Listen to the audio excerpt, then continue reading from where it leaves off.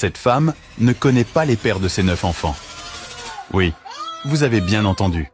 Sijui baba yangu. Elle a 9 enfants, chacun avec un père différent. Mimi niko na watoto 9. Na watoto 9 na kila mtoto na baba yake. Si tuko na yeye na baba different. Mais aujourd'hui, elle les élève tout seule et cela lui prend toute son énergie. Wanalalanga juu ya nguo, juu hata kitanda yenyewe ni ndogo kwa watoto 9, sina la kufanya. Njaa imetuzidi kabisa. Chakula tunaokota. Hatuna hadi mavazi.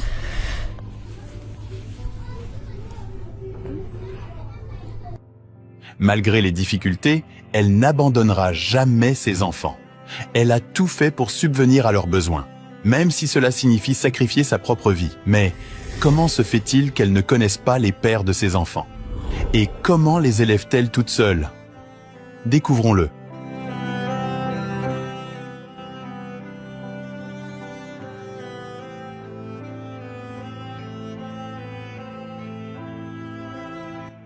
Kwa majina naitwa Phyllis Mbone, mimi ni mzee. Je m'appelle Phyllis Mboni.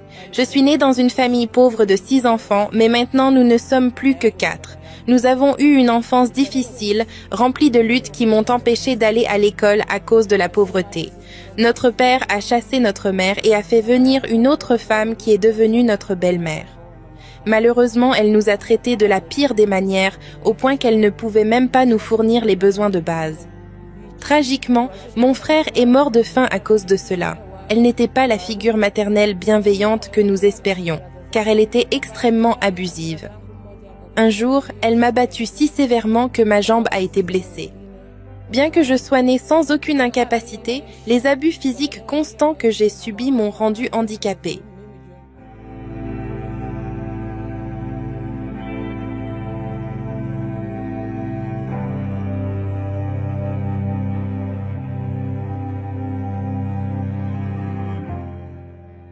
Leur enfance n'a jamais été facile.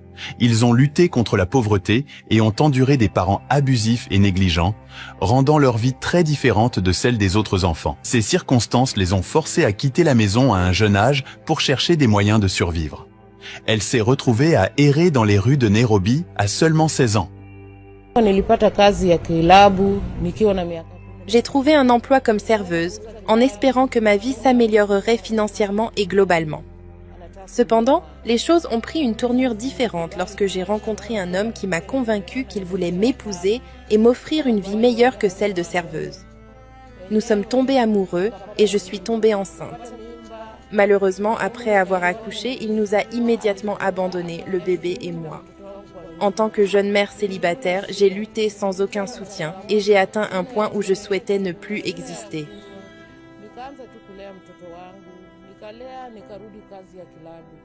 Malgré les difficultés, j'ai continué à élever mon bébé seule et je suis retournée travailler au bar. Quand mon bébé avait 6 mois, j'ai rencontré un autre homme dont j'espérais qu'il serait différent du premier.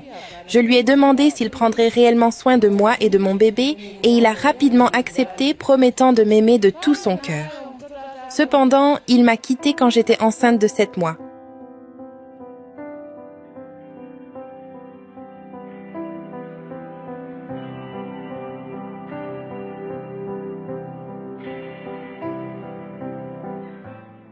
Avec 2 bébés sans leur père et rien pour les nourrir, la vie devenait de plus en plus difficile. À peine 2 semaines après l'accouchement, elle n'avait pas d'autre choix que de retourner au bar dans l'espoir de gagner sa vie. Sans frères et sœurs ni domestiques pour s'occuper de ses enfants, elle les enfermait dans la maison pendant qu'elle allait travailler, ne les vérifiant que le soir.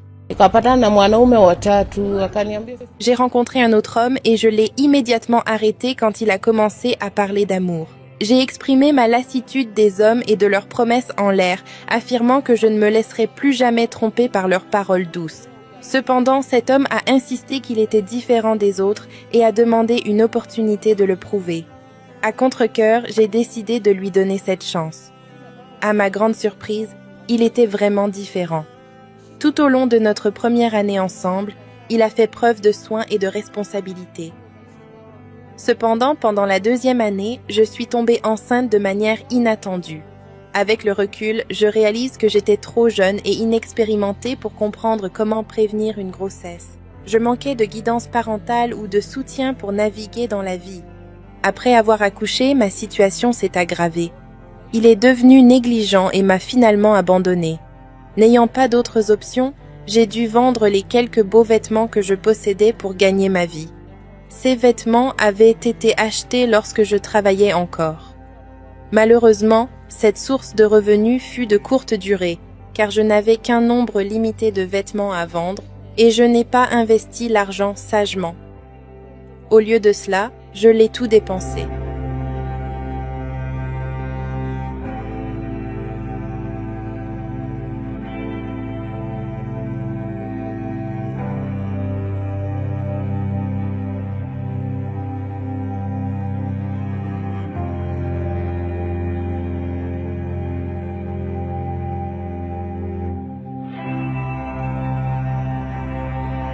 Avec le temps, sa vie continua de se détériorer. Un jour, elle prit une décision que personne ne pourrait imaginer. Se rendre dans les rues pour se livrer à la prostitution. Tout ce qu'elle faisait était pour aider ses enfants à survivre, mais même cela devenait de plus en plus difficile. Unapatana na mtu anakuambia atatumia CD. J'ai rencontré un client qui a refusé d'utiliser une protection et en conséquence, je suis tombée enceinte. Cela a conduit à la naissance de mon 4e enfant, une fille. Malgré ma grossesse, j'ai continué à travailler jusqu'à être enceinte de 8 mois. 2 semaines après avoir accouché, je suis retournée à la prostitution et je suis tombée enceinte de nouveau, pour la 5e fois.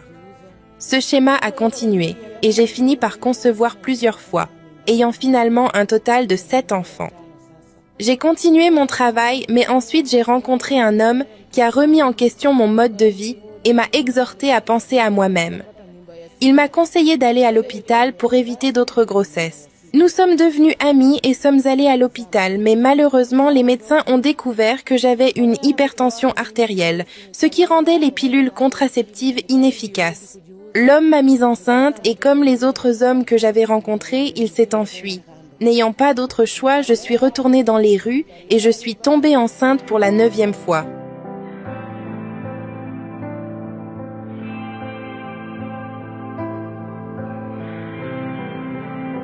Ses collègues se sont retournés contre elle, la traitant de stupide. Ils ne pouvaient pas croire qu'elle tombait toujours enceinte. Ils la blâmaient, disant qu'elle attirait les ennuis en permettant à tous ces hommes d'entrer dans sa vie. Au lieu de recevoir du soutien, elle était moquée et découragée. Malgré une pauvreté extrême, elle a choisi de rester à la maison pour élever ses enfants. Ces enfants, qui ne connaissent pas leur père, souhaiteraient avoir une figure paternelle dans leur vie. Naitwa Julius Irungo. Je m'appelle Julius et nous vivons actuellement dans cette maison. Malheureusement, nous n'avons nulle part où dormir. Nous avons des difficultés à trouver de la nourriture et nous n'avons pas assez de vêtements. La faim que nous endurons est accablante. Je ne connais pas mon père, mais s'il nous regarde, il devrait avoir honte de lui-même. Naitwa Travis Muita. Je m'appelle Travis. Je me demande toujours où vit mon père parce que je veux le voir. Il nous a quittés quand nous étions jeunes, mais nous avons toujours besoin de lui. Nos vies sont difficiles et je ne peux pas aller à l'école faute de frais de scolarité, même si j'aimerais beaucoup étudier. Nous sommes 9 enfants, chacun avec des pères différents, mais j'ai toujours le désir de rencontrer mon propre père. En tant que garçon, nous ressentons le besoin d'avoir notre propre espace, car il y a certaines choses que nous nous sentons trop gênés de discuter avec notre mère.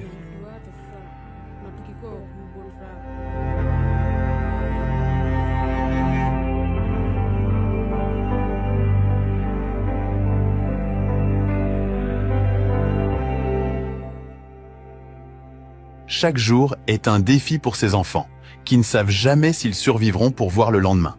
Ils ont perdu espoir, mais ils croient qu'avoir une figure paternelle responsable améliorerait grandement leur situation actuelle.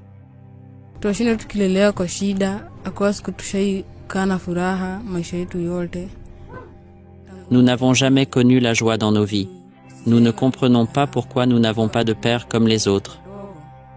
Nous résidons dans une maison sale où nous dormons et nous nous réveillons encore plus épuisés.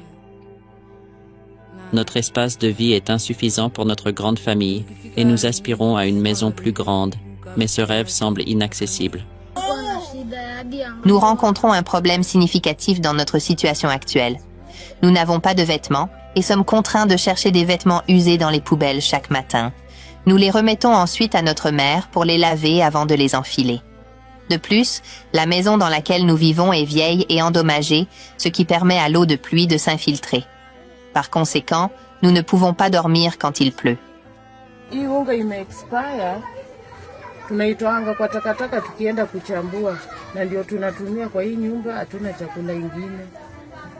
Alafu hii ni unga ya uji. Hii ndio napikianga nayo mtoto uji, na imeexpire na nimetoa kwa takataka. Hii ndio chakula tunatumia kwa hii nyumba yangu. Malgré les obstacles qui se dressent contre elle, elle a tout essayé pour ses enfants. Elle s'est promis de toujours être là pour eux, dans les bons moments comme dans les mauvais, peu importe à quel point la vie peut être difficile. Kazi yangu ya utako asubuhi yenye nilisema Je dois collecter des matériaux plastiques et les revendre. Si j'ai de la chance, j'en collecte autant que possible pour subvenir aux besoins de mes enfants. Cependant, ce travail est exigeant et j'ai rencontré de nombreux défis. Nous devons nous lever tôt. Et même si cela ne rapporte pas beaucoup d'argent, c'est quand même mieux que ce que je faisais avant. Chaque fois que j'essaie de trouver d'autres emplois, je suis automatiquement rejetée parce que les gens me voient comme handicapée. Cependant, mon handicap ne peut pas m'empêcher de travailler.